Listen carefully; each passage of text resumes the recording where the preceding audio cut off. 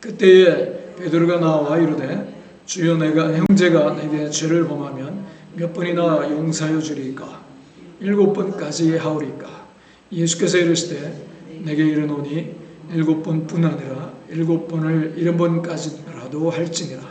그러므로 천국은 그 종들과 결산하려 하던 어떤 임금과 같으니 결산할 때에 10,000달란트 빚진 자 하나를 데려오매 갚을 것이 없는지라 주인이 명하여 그 몸과 아내와 자식들과 모든 소유를 다 팔아 갚게 하라 하니 그 종이 엎드려 절하며 이르되 내게 참으소서 다 갚으리이다 하거늘 그 종의 주인이 불쌍히 여겨 놓아 보내며 그 빚을 탕감하여 주었더니 그 종의 주인이 불쌍히 여겨 놓아 보내며 그 빚을 탕감하여 주었더니 그 종이 나가서 자기에게 100데나리온 빚진 동료 한 사람을 만나 붙들어 목을 잡고 이르되 빚을 갚으라 하며 그 동료가 엎드려 간구하여 이르되 나에게 참아주소서 갚으리이다 하되 허락하지 아니하고 이에 가서 그가 빚을 갚도록 옥에 가두거늘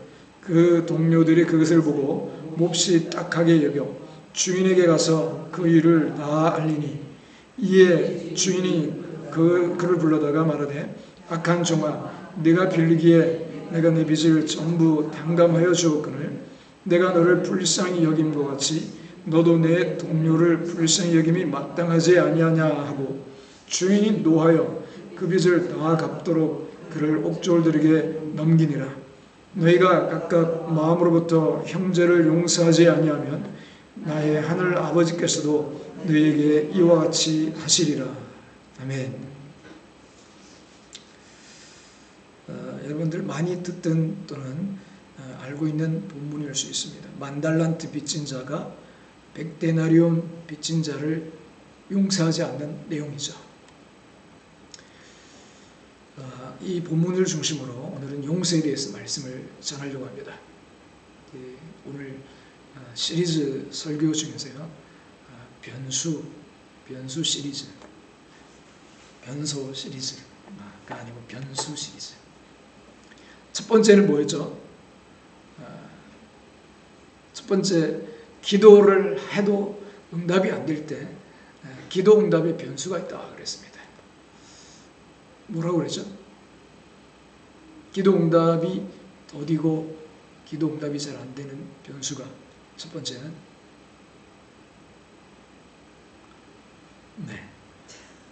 이렇게 기억을 못해야 제가 설교하기 편합니다.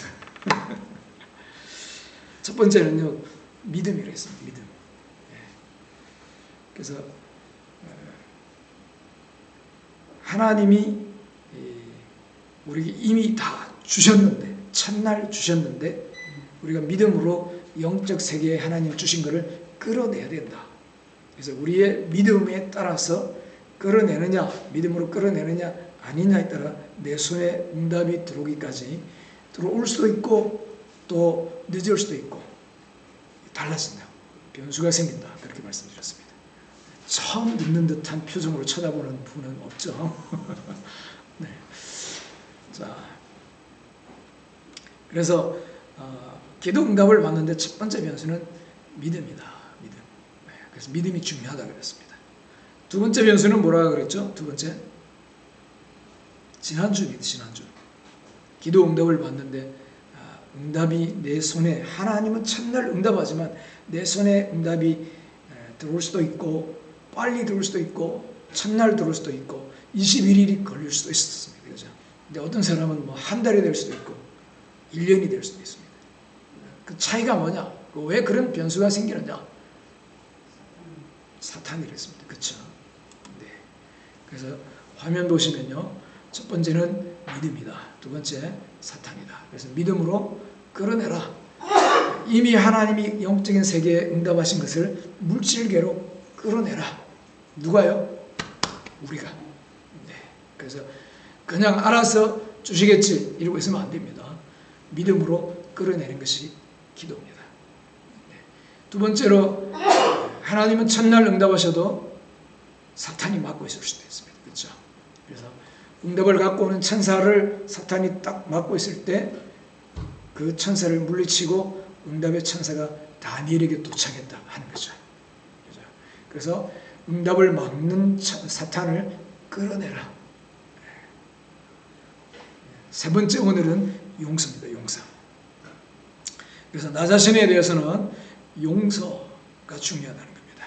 이 세 가지를 기억하기 좋게 하나님, 사탄, 그 다음에 나 이렇게 기억하면 됩니다. 하나님은 뭐예요? 이미 주셨다는 겁니다. 그죠? 근데 주셨는데 왜 못 받냐? 내가 믿음으로 끌어내지 않았어.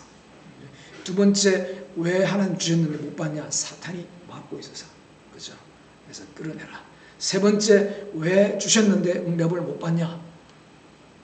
내가 내 안에 어떻게 보면 사탄이 득실거려서 또는 상처로 용서하지 않아서 묻고 있다 하는 겁니다.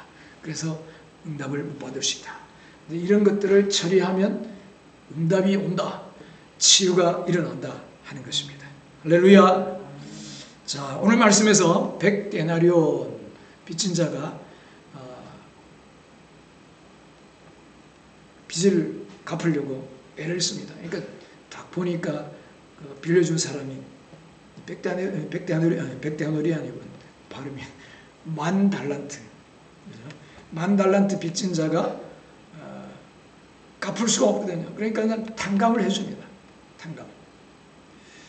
그랬더니 너무 좋아가지고 나갔는데 나가자마자 밖에서 자기한테 빚진 사람 100데나리온 빚진 사람을 만납니다. 옳거니 이놈 잘 만났다. 빚 갚아라.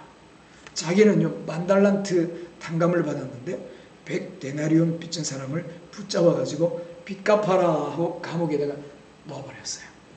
근데 옆에 있던 사람들이 보고 아유 저러면 안 되는데 해가지고 주인한테 이야기를 했더니 이놈 내가 너에게 불쌍히 여겨주셔서 빚을 다 갚았는데 다 탕감해 줬는데 나는 왜 그랬느냐. 그는 감옥에 다시 집어넣습니다.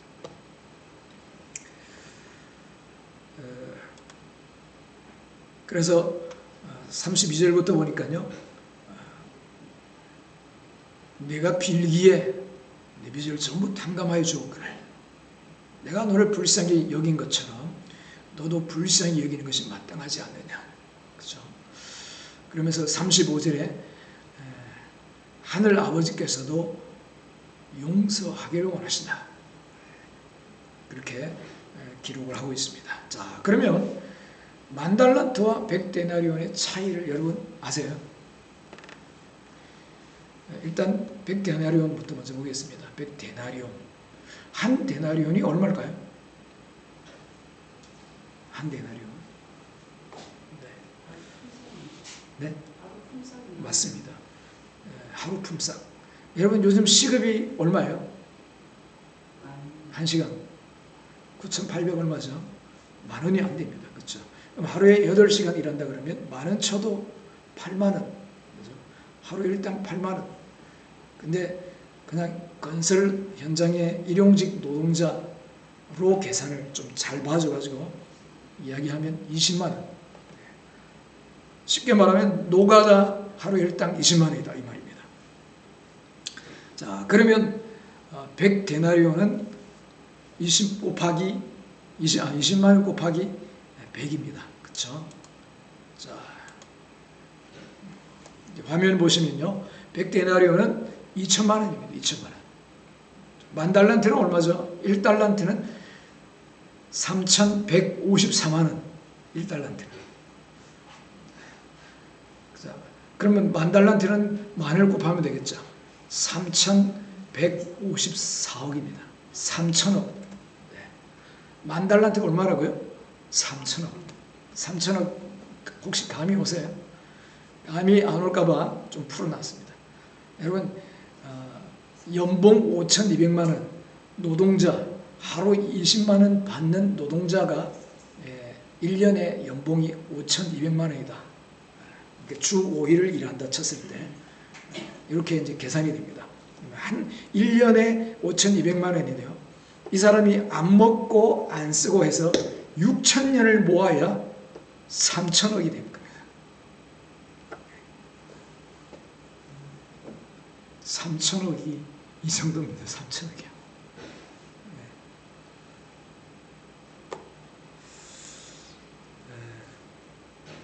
안 먹고 안 쓰고 6천 년 동안 살겠습니까? 그러니까 $10,000,000는요 갚을 수 없는 액수입니다. 갚을 수 없는. 근데 이런 우리 죄가 탕감을 받았다 하는 거죠. 우리는 이렇게 많은 빚을 탕감을 받고도요 조금 나에게 빚진 사람들을 용서하지 못하는 것이 우리라는 겁니다. 자, 그러면 왜 용서해야 되는가? 왜 용서해야 되는가? 용서하지 않을 때의 고통.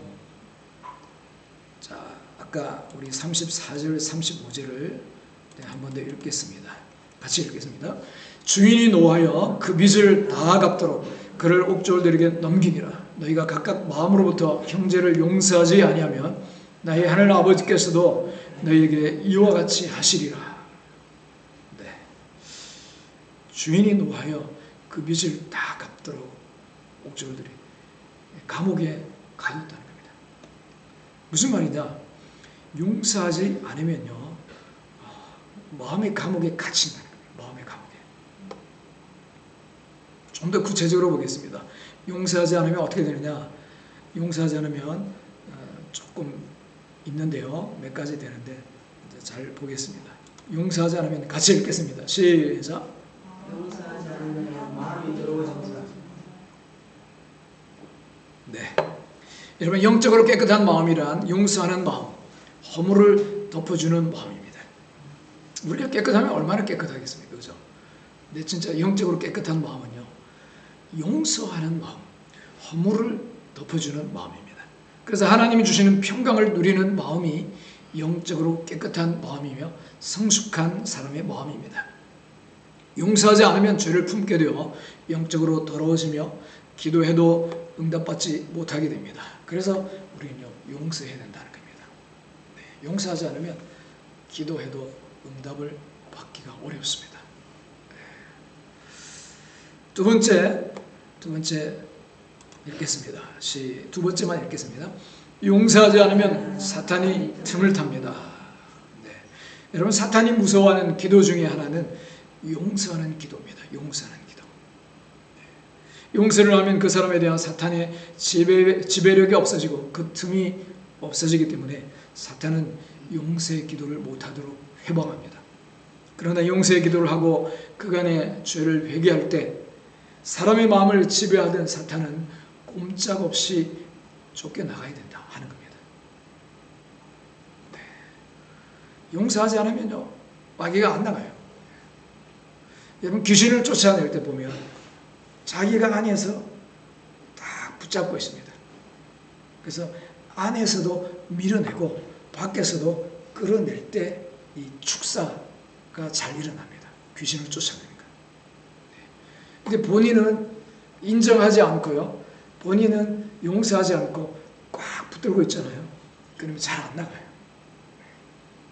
내 안에서 나 이거 싫어요, 나 이거 원하지 않아요, 이거 잘못된 거예요 하고 인정하고요, 밀어내고 밖에서 너 나와 그러면서 슉 빠집니다. 할렐루야. 그래서 용서할 때 사탄이 쫓겨나간다. 자, 세 번째 읽겠습니다. 용서하지 않으면 미워하는 사람을 닮아갑니다. 우리 옛날에 내적 치유할 때 이런 얘기 많이 들었죠. 우리 두 유형의 사람을 닮습니다. 하나는요, 사랑하는 사람, 좋아하는 사람을 닮아갑니다. 두 번째는요, 미워하는 사람을 닮습니다. 용서하지 않는 사람. 왜냐하면 용서하지 않고 거부하면서 그 사람을 마음에 품고 자꾸 생각하기 때문입니다. 그래서 미워해도 닮는다 하는 겁니다. 네. 나는 어릴 때 아버지 다 보니까 또는 어머니 보니까 저렇게 안 살 거야 했는데 커서 보니까 아버지랑 똑같이 살고 있어요. 닮는다는 겁니다. 네 번째 같이 읽겠습니다. 시작. 용서하지 않으면 그런 이성과 결혼하게 됩니다. 용서하지 않는 사람은 나는 저런 사람과는 결혼하지 않을 거야, 저런 사람은 용서 못해 라고 하면요, 그 사람을 또 자꾸 생각하게 됩니다. 그래서 묶인다는 거죠. 그러면서 자기도 모르게 그런 사람에게 익숙해지게 됩니다. 그 익숙함은 친근함으로 이어지고요, 또 편안한 느낌을 갖게 됩니다. 결국 결혼하게 되는 겁니다. 그렇기 때문에 용서해야 된다. 자, 5번째 읽겠습니다. 용서하지 않으면 주님과 멀어집니다. 여러분, 기독교는요, 단순히 교리를 준행하는 종교가 아닙니다. 인격이신 그분과 대화하고 교제하고 사는 겁니다. 저는 신천지를 믿는, 예를 들어 이단들이 많이 있죠. 신천지 같은 이단들, 하여튼 이단을 믿는 사람은 이해를 못하는 것 중에 한 가지는, 과연 저분들이 하나님과 살아계신 예수님과 교제하며 살고 있을까? 그 예수님이 너 여기 아니야 라고 말을 하지 않을까? 그렇죠? 주님의 음성을 듣는다면. 종교 생활을 하기 때문에 어디가 어딘지를 모른다는 거죠. 그래서 기독교는요, 살아계신 인격체와 친밀한 교제, 관계를 갖는 것입니다. 근데 용서하지 않으면 하나님을 가슴으로 만나지 못하고 영혼 깊은 데서 주님과 사랑의 교제를 나누지 못합니다. 교회 와서 찬양하고 헌금하고 겉으로는 그리스도인이 하는 행동 다 합니다. 근데 문제는 영혼 깊은 데서 주님을 체험하지 못하고 자꾸만 주님이 멀게만 느끼신다는 것입니다. 속이 허탈하고 어딘지 모르게 냉랭합니다. 뜨겁지 않습니다. 신앙생활이 하나의 종교적인 관습이 되어버리고 맙니다. 그러나 하나님은 멀리 계시는 분이 아닙니다. 우리 안에 계십니다. 다만 우리가 용서하지 않는다면 우리 안에 계신 주님은 우리 안에서 충만히 역사하지 않으십니다. 6번째 읽겠습니다. 용서하지 않으면 주님을 닮아갈 수 없습니다. 용서하지 않으면 주님과 관계가 멀어질 뿐 아니라 닮을 수도 없습니다. 그리스도인들의 영적 성숙이란 간단히 말해서 예수님을 닮아가는 것입니다. 그분의 온유하심, 자비로우심, 그분의 용서와 그분의 희생적인 사랑을 닮아가는 것입니다. 7번째 시작. 용서하지 않으면 관계가 회복되지 않습니다. 회복되어야 할 부부관계, 부모자식 관계, 회복되어야 할 고부간의 관계, 형제들 사이의 관계, 성도들 관계, 친척과 친구들과의 관계가 안타깝게도 회복되지 않고 있습니다. 2번 다시 만나고 싶지 않다고 합니다. 절규합니다. 그러나 우리는 그들을 이해하고 용서해야 합니다. 이해와 용서는 별개입니다. 상처 준 사람을 이해하는 데서 머무르지 말고 용서하시기 바랍니다. 어떤 사람이요, 자기 딸이 16살인데 요즘 차 가지고 차 고장 나가지고 그냥 급발진해서 사람들 많이 사고하고 죽잖아요. 그죠? 그런 사람이 있었어요. 자기 딸이 16살에 그렇게 사고나서 죽었는데 그 부모님이 재판을 했는데요. 급발진인지 하여튼 술을 먹고 아마 사고를 했을 거예요. 그런데 재판을 했는데 엄청나게 많은 벌금이 나왔어요. 거의 17억이 하여튼 엄청난 벌금이 나왔어요. 근데 이 부모님은 그 돈 안 받겠습니다. 뭐 하냐? 하루에 $1씩 우편으로 보내라. 이렇게 됐습니다. $1. 그러니까 와, 이 사람들이 너무 충격을 받았나 해가지고 이 사고 낸 사람은 좋다 하고 받아들였는데요. 얼마 지나고 나니까 괴로운 겁니다. 자기가 죽인 그 여자아이의 이름 앞으로 $1씩 매일 우편으로 보내려고 하니까요. 계속 그게 잊혀지지가 않는 겁니다. 그래가 나중에는 안 보내니까 집에서 다시 고소해가지고 벌금 내라 하니까 다시 또 보낸 겁니다. 보내다가 4번씩이나 안 보내고 하다가 나중에는요, 맞고소를 한 겁니다. 내가 매일 이거를 사고 낸 것, 죄책감 때문에 묶여가지고 살 수가 없습니다. 제대로 생활을 못 하겠습니다. 그렇게 하면서 고소를 했다는 겁니다. 그런데 이 부모님은 우리는 다 이해했지만 그러면서 그냥 그것을 기억하라고만 본이 그렇게 한 것이다. 근데 그거는 용서가 아니라는 거죠. 육신을 입고 이 세상에 오신 주님은 우리의 연약함을 알고 이해하실 뿐 아니라 십자가를 지심으로 용서하셨습니다. 자, 8번째, 시작. 용서하지 않으면 몸이 쇠약해집니다. 여러분, 우리가 마음으로 누군가를 용서하지 않으면요, 마음의 병이 몸으로 옮겨갈 수 있습니다. 몸으로. 그래서 여러분, 병원 가면요, 사진에 안 나오는 병이 굉장히 많아요. 그렇죠? 의사들이 병명 모르는 병이 많아요. 그러면 대부분 그걸 뭐라 그러죠? 왜 생겼다 그러죠? 그렇죠? 모르면 스트레스를 그래요. 모르면. 근데 그만큼 영향이 크다는 겁니다. 부딪혀서 다치는 거는요, 팍 하고 넘어가지 않습니다. 근데 스트레스로 팍 하고 넘어가면 그 사람은 한 방에 갈 수 있습니다. 스트레스는 그만큼 무서운 겁니다. 그래서 적개심, 이런 미워하는 마음, 용서하지 못하는 마음이요, 심장 발작을 가져올 수 있다고 연구 결과가 나왔어요. 심장 발작. 또 면역을 약화시킨다는 겁니다. 실제 실험을 했는데요, 상대방에 대한 적개심을 5분 정도만 가지고 있어도 심장은 금세 압력을 받아서 박동 빈도가 달라진다는 겁니다. 결국 용서하지 못하는 마음은 혈관을 경직시켜서 그만큼 심장 발작의 위협을 야기시킨다는 겁니다. 심지어 면역 체계까지 악화됩니다. 침 속에 있는 면역 작용을 하는 항체를 관찰했는데 용서하지 않고 화를 내니까요, 4시간에서 6시간 동안 면역 항체가 현저하게 줄었다고 합니다. 사람이 막 분을 낸 그 침을 모아가지고 쥐에다가 주사를 했더니 즉사했대요. 그렇게 무서운 겁니다.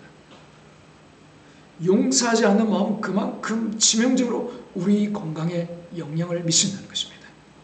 여러분, 마음이 아프면 모든 것이 아프지 않습니까? 그렇죠? 어떤 사람이 관절염이 걸려가지고 고생을 하는데 이 병원, 저 병원, 이 약, 저 약, 아무리 또 기도도 그렇게 해도 해결이 안 됐는데요, 어느 날 깨닫고 용서했습니다. 용서. 자기가 미워하던 옛날에 그 시어머니 용서를 했더니 관절이 나았다는 겁니다. 관절이. 미워하면요, 뼈가 마른다. 근심은 뼈를 마르게 한다. 그랬습니다. 자, 우리 9번째 읽겠습니다. 9번째. 용서하지 않으면 외로운 삶을 살게 됩니다. 용서 안 하면요, 아무도 안 만나고 누구와도 절교하고 누구도 꼴보기 싫습니다. 자꾸 혼자가 되죠. 외톨이가 되는 겁니다. 그러면서 우울증에 빠집니다. 이 사람 마음에 안 들고, 저 사람은 저렇게 해서 마음에 안 들고, 세월 가면서 다 잘라버려요. 그냥 외톨이 되는 겁니다. 외톨이요. 그러나 우리는요, 외롭게 살도록 창조되지 않았습니다. 용서하고 더불어 살도록 만들어진 존재입니다. 외로움은 영적인 암과 같습니다. 사람을 어둡게 만듭니다. 우리가 용서하지 않으면 우리는 자꾸만 외롭게 됩니다. 그래서 용서해야 합니다. 10번째 읽겠습니다. 용서하지 않으면 과거에 묶입니다. 그때 그랬지, 그때, 옛날에, 그때, 그러면서 자꾸 과거에 머물게 됩니다.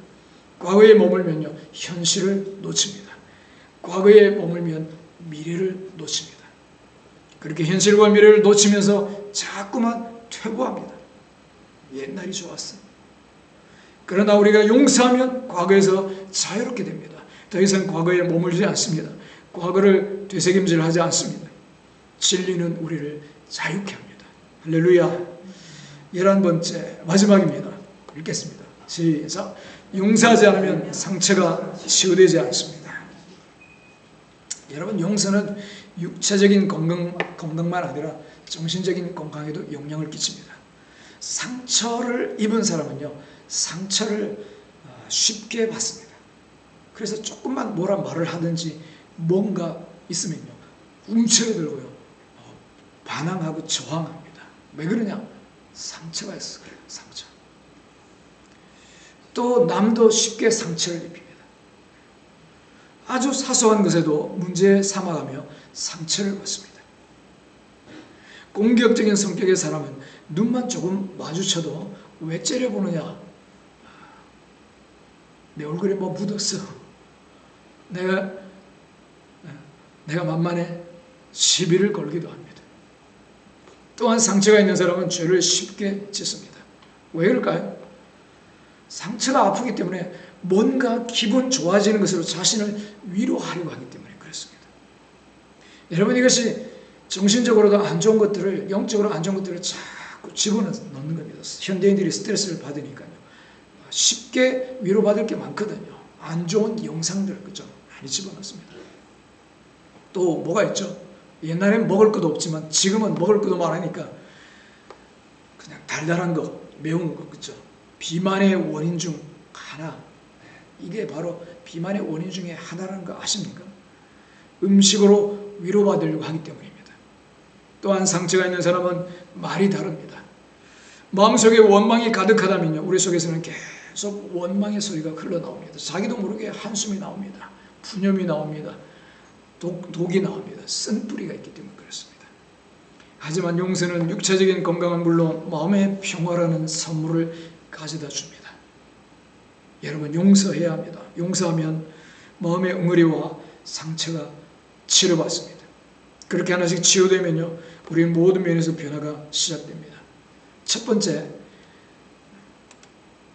용서하면 지적인 측면에서요, 머리도 맑아지고 총명해집니다.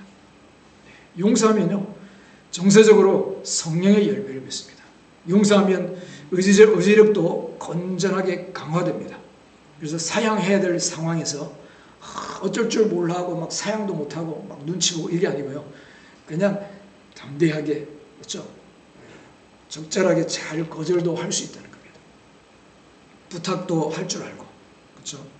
죄의 유혹 가운데서도 거절할 수도 있고, 그러므로 사람들에게 예나 아니오라고 분명히 답변하여 얼버무리거나 불의한 타입을 피할 수 있게 됩니다. 넷째, 건강해집니다. 마음의 상처에서 비롯된 질병이 없어지고 건강해집니다. 다섯 번째, 영적으로도 맑고 깨끗하며 성숙해집니다. 용서가 이렇게 중요하다는 겁니다. 용서가. 단지 기도 응답만 아니라 전반적인 삶에 영향을 끼친다는 것이죠. 자, 그렇다면 우리는 어떻게 용서할 수 있을까요? 용서를 잘 하려면 용서가 뭔지를 바로 알아야 합니다. 용서란 무엇일까요? 첫 번째, 용서는요, 결단입니다. 결단. 어떤 분은 용서라는 감정에 중점을 두고 용서하기를 거부합니다. 그러나 용서는요, 감정에 집중하는 것이 아니라 믿음으로 하나님 말씀에 순종하며 결단하는 것입니다. 마음에 내키지 않아도 이렇게 고백해 보시기 바랍니다. 하나님, 나는 용서하고자 하는 마음이 없습니다. 내키지 않습니다. 그러나 하나님 말씀에 순종하여 결단합니다. 이 고백은요, 위선이나 가식이 아닙니다. 순종입니다. 용서는 누구보다 자신을 위해 하는 것입니다. 그냥 용서하지 않으면 계속해서 억울함과 원통함 속에 지내게 됩니다. 반대로 용서하면 자유하게 됩니다. 두 번째, 용서는 과정입니다. 용서는 한 번에 했다고 끝나는 것이 아닙니다. 용서는 계속해야 합니다. 어떤 경우는요, 오래 걸릴 수도 있습니다. 자, 그러면 몇 번까지 용서해야 될까요? 몇 번까지 용서해야 될까요? 용서될 때까지. 한국 사람들은 3세판, 그래서 3세번이 아니고 읽어보겠습니다. 마태복음 18장 21절 읽겠습니다. 그때에 베드로가 나와 이르되 주여, 자, 우리 같이 크게 좀 읽겠습니다. 크게 말씀은 입으로 먹는 겁니다. 시작. 그때에 베드로가 나와 이르되 주여, 형제가 내게 죄를 범하면 몇 번이나 용서하여 주리까? 7번까지 하오리까? 예수께서 이르시되 내게 이르노니 7번뿐 아니라 7번을 7번까지라도 할지니라. 아멘. 몇 번이라고요? 네. 70번. 7번을 70번이면 몇 번이에요? 490번. 네. 네. 490이라고 하는 분도 있고 무한대로 하는 분도 있고, 사실은 딱 490이 아니고요, 7은 성경에서 완전수입니다. 그거를 70번 말하는 것은 강조해서 말하는 겁니다. 그러니까 무한대로 계속 용서하는 겁니다. 언제까지요? 그 일을 생각할 때, 그 사람을 생각할 때 아픔이 느껴지지 않을 때까지. 결국 누구를 위해서 용서하는 거예요? 자기를 위해서 용서하는 겁니다. 그렇게 용서할 때요, 상처의 껍질은 마치 양파 껍질처럼 한꺼풀씩 벗겨져 나갑니다. 결국에는 마음에서 우러나오는 용서를 하는 날이 찾아온다는 것입니다. 설령 생각은 나도 마음은, 아픔은 남지 않게 된다는 거죠. 지속적으로 용서하여 상한 마음이 치유되면 더 이상 그 상처의 기억에 지배되지 않는다는 것입니다.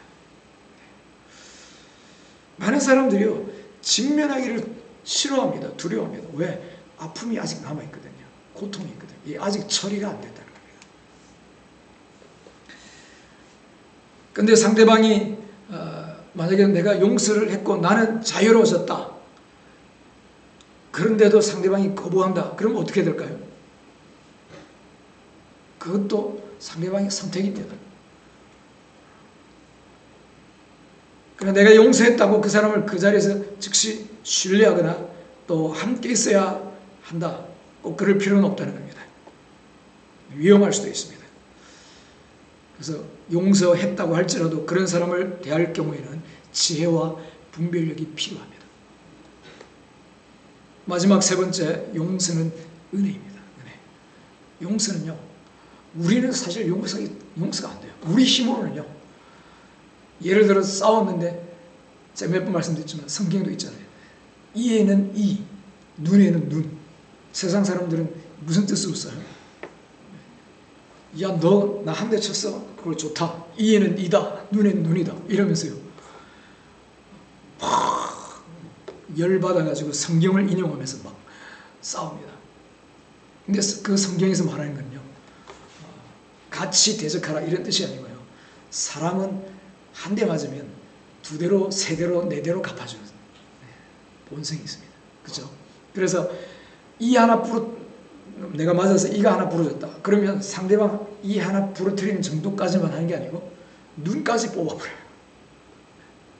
그러니까 하나님이 그걸 알고 선을 딱 끊어오신 겁니다. 절제하라, 제한하라. 사람들은 거꾸로 인용하는 겁니다. 거꾸로. 그래서 내 힘으로는 용서가 안 된다는 겁니다. 우리 본성으로는. 그러나 거듭난 그리스도의 새로운 본성으로는 된다는 거죠. 그래서 용서는 어떻게 되느냐? 하나님이 나를 용서하신 은혜를 기억하면서 용서하는 것입니다. 내가 용서받았으니 용서하는 겁니다. 33절 읽겠습니다. 내가 너를 불쌍히 여김과 같이 너도 내 동료를 불쌍히 여김이 마땅하지 아니하냐. 그 주인이 종을 불쌍히 여긴 것처럼 너도 다른 사람을 불쌍히 여기는 것이 마땅하지 않느냐. 이게 성경에서 말하는 원리입니다. 그 밑에 누가복음 10장을 읽어보겠습니다. 시작. 예수께서 이르시되 율법에 무엇이라 기록되었으며 네가 어떻게 읽느냐. 대답하여 이르 가로되 내 마음을 다하며 목숨을 다하며 힘을 다하며 뜻을 다하여 주 너의 하나님을 사랑하고 또한 내 이웃을 내 몸과 같이 사랑하라 하였나이다. 자, 누가복음 10장에 나오는 것은 뭘 말하는 거죠?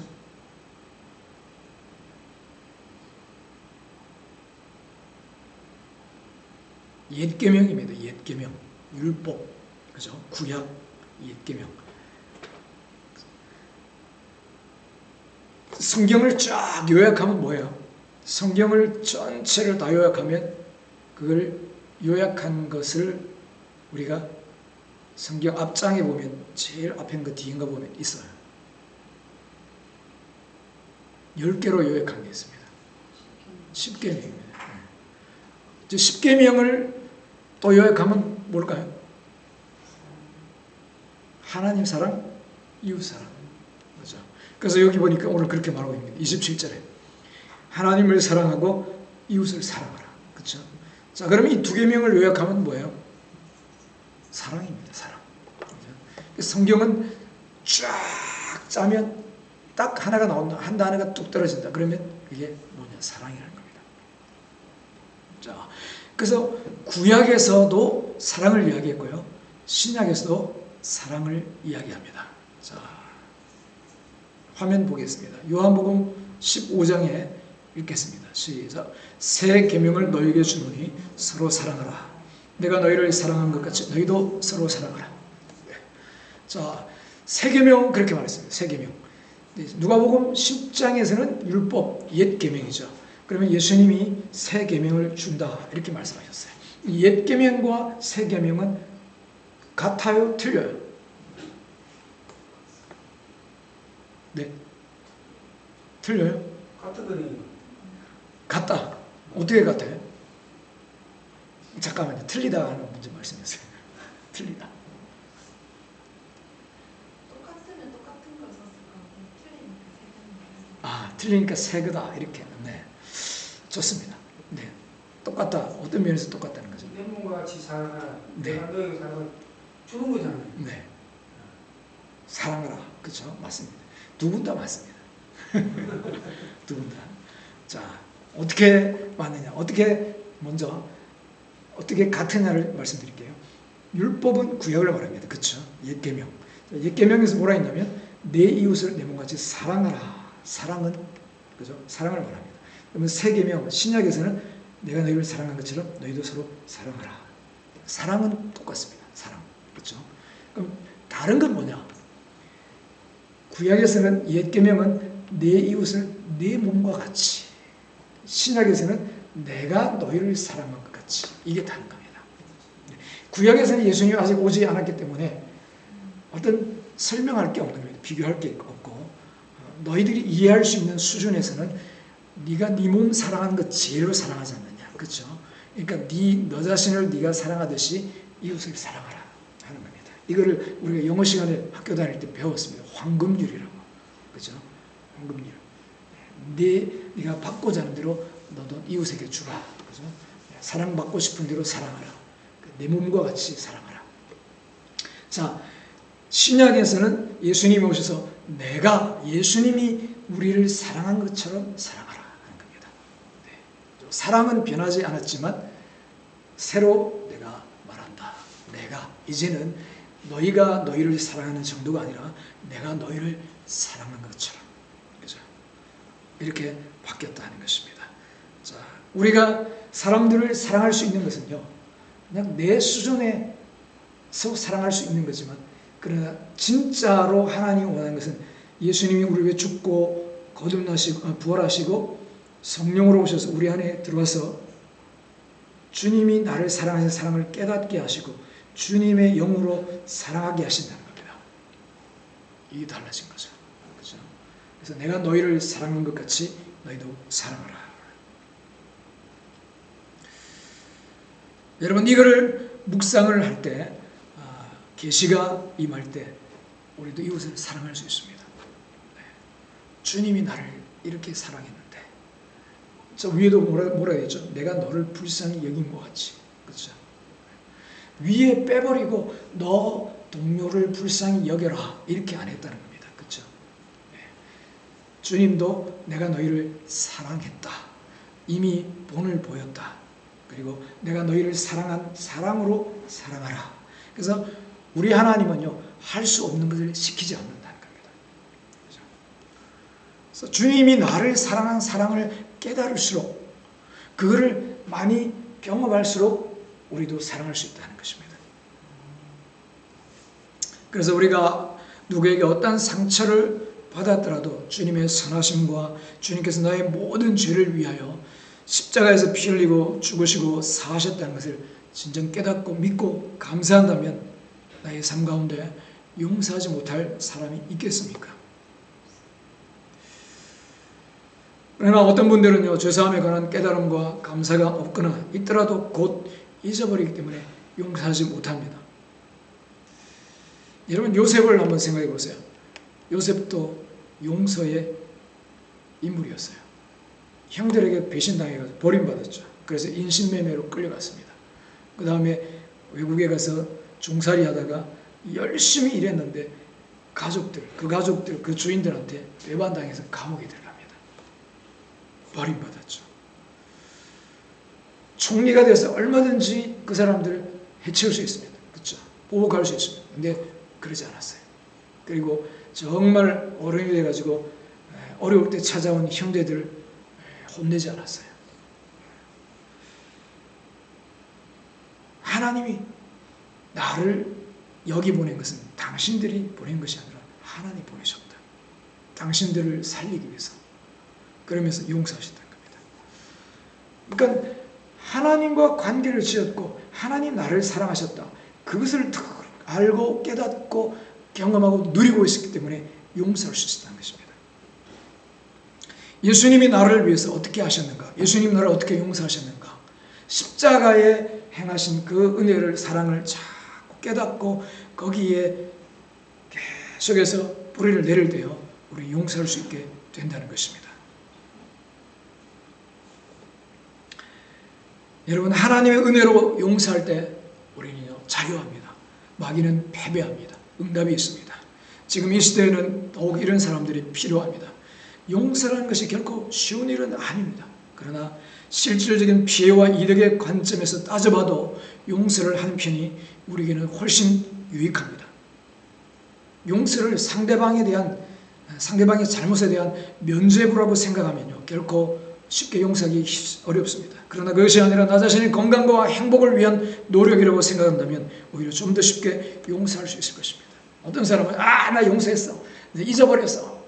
근데요, 딱 그 이야기를 하면서 또는 그 이야기가 생각나고 그 사건이 생각나면 엄청나게 흥분하고 내가 통제가 안 된다. 이 용서가 안 됩니다. 그러면요, 그 사건은, 그것은 내 안에서 내 몸에, 내 삶에 영향을 준다는 것입니다.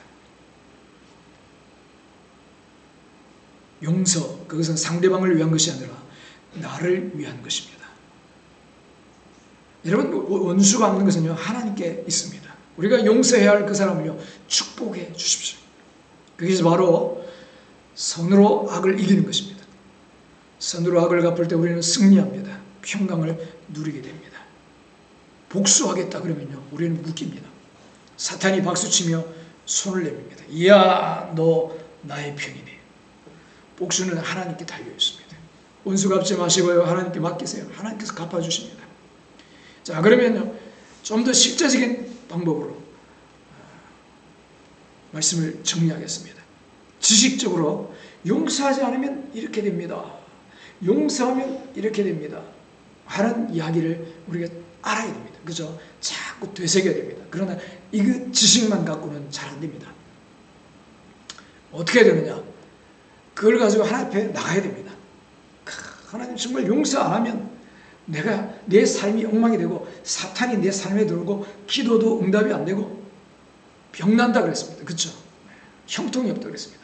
자, 그럼 반대로 용서할 때 기도 응답이 있고요, 건강해지고, 그리고 삶에 응답이 있고 축복이 있고 치료가 있다 그랬습니다. 자, 그렇다면 내 마음은 용서를 해야 되는데 잘 안 됩니다. 하나님, 그걸 가지고요, 하나님 앞에 나가야 됩니다. 몸부림쳐야 된다는 겁니다. 그래서 하나님께 부르짖고 마음의 미움과 원망을 쏟아내야 됩니다. 근데 여러분, 미움과 원망만 있는 게 아니고요, 그것을 따라서 그 영이 들어옵니다. 그 영이 들어옵니다. 악한 영들이요. 여러분, 혹시 어릴 때 기억나세요? 자녀들을 키울 때, 또는 여러분들이 어린 아이로서 부모님께 혼날 때 말을 막 안 듣다가 그러면 혼난다 그러다가 혼난다 하다가 저녁에 보자 하고 매맞살아요. 그죠? 자, 그럴 때 막 회초리 맞고 나서 울고, 어떤 데 울면서 막 토하는 걸 혹시 기억나세요? 아이들이 막 이렇게 회초리 맞다가 막 울다가 하고 토해가지고 갑자기 화장실 가는 그런 기억 없어요? 네, 여기들은 다 성인군자들만 부모님께 야단도 안 맞고, 자녀들 야단도 안 치고 하셨는데, 저는 어릴 때 그 기억이 있습니다. 우리 아이들 혼낼 때도 간혹 있고요, 한참 혼내다 보면 막 울다가 화장실 갔다 온다고 오바이트가 일어나는 겁니다. 저 같은 경우도 그랬거든요. 막 울다 보면요, 근데 그렇게 하고 나면요, 속이 아주 후련해요. 왠지 마음이 굉장히 부드러워진 느낌이 들어요. 그때는 몰랐는데요. 지나고 나니까 왜 그러냐. 이게 그때 혼나고 나서 마음이 부드러워지고 말 잘 듣잖아요. 근데 또 시간이 지나면서 고집스러워지고 반항하고 불순종하고 마음이 또 안 좋아집니다. 그렇죠? 네. 이게 어른도 마찬가지입니다. 어른도. 자기 마음 관리를 안 하면요. 우리가 하나님 앞에 나와서 기도하고 은혜 받고 또 회개하고 또 내 마음에 미움, 원망, 용서 못하는 것 다 뽑아내고 하다가 살아가면서 이 마음에 찌꺼기가 또 들어오거든요. 그죠? 근데 이 영을 뽑아내야 된다는 겁니다. 어둠의 영들요. 그게 뽑혀 나가야 용서가 됩니다. 제가 지난 주간에 마음이 좀 힘들 때가 있었어요. 어떤 일로 인해서. 근데 이걸 내 마음이 지금 평안을 잃었다. 그러면 제가 알거든요. 근데 이걸 어떤 바쁜 일 때문에 방치를 했어요. 근데 이걸 방치하면요, 느낌은 처음보다는 조금 희미해집니다. 없어지는 게 아니고요, 밑으로 들어갑니다. 속으로 깊이. 근데 이런 것들이 하나씩 조그만 약한 데미지 같은 것들이 쌓이잖아요. 근데 이게 쌓이면요, 나중에 이걸 가만히 방치하면요, 폭발한다는 겁니다. 별것 아닌 거에 예민하게 반응하고 민감하게 반응한다는 겁니다. 그래서 기도하는 가운데요, 부르짖어서 마치 아이가 혼날 때처럼 막 주님 앞에 울기도 하고 소리 지르기도 하면서 내 안에 있는 것들을, 안 좋은 것들을 뽑아내야 됩니다. 네. 내 안에 막 내 마음을 꽉 붙잡고 있는 게 있거든요. 고집스러운 마음, 용서하기 싫어, 그죠? 막 싫어, 절대 안 할 거야, 이런 마음도 있잖아요. 이런 마음들은요, 내 마음에서 뜯어내야 됩니다. 악한 영들입니다. 이것도 쉽게 하는 방법 중에 한 가지가 하가다입니다. 말씀을 읊조리면요, 말씀이 자꾸 100번, 200번, 1000번 자꾸 들어오게 되면요, 잘못된 마음이 뽑혀나갑니다. 말씀으로 정결하게 되어서 응답을 담을 그릇이 준비가 되는 것입니다. 그리고 기도할 때도요, 막 부르시는 겁니다. 부르시면 소리를 내면요, 감각이 옵니다. 소리를 내면, 내 마음의 어느 부분이 아프다 또는 불편하다, 이런 것들이 느껴집니다. 나는 해도 안 되는 별 느낌이 없던데요, 너무 막혀있어. 그래요. 너무 막혀있으면 느낌이 없습니다. 그래서 아이들이 자기도 모르게 고집 부리고 안 좋은 마음들 막 있지만 잘 안 되거든요. 자기들 본인들도 안 되거든요. 그러니까 매를 맞을 때까지 매를 보는 겁니다. 그러다가 팍 하면서 막 으앙 하면서 물고 막 그러면서 자기 안에 있는 것들이 토해내는 겁니다. 우리도 어른도 마찬가지예요. 하나님 앞에 꼭 어려운 일 당하기 전에 평소에 나가서 좀 울고, 그죠? 부르짖고, 그러면서 내 마음에 있는 이런 독소들, 그죠? 어둠들을 자꾸 토해내야 됩니다.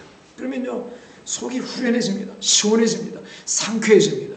통쾌해집니다. 그러면요, 머리도 맑아집니다. 혼미한 생각도 없어집니다. 몸도 건강해집니다.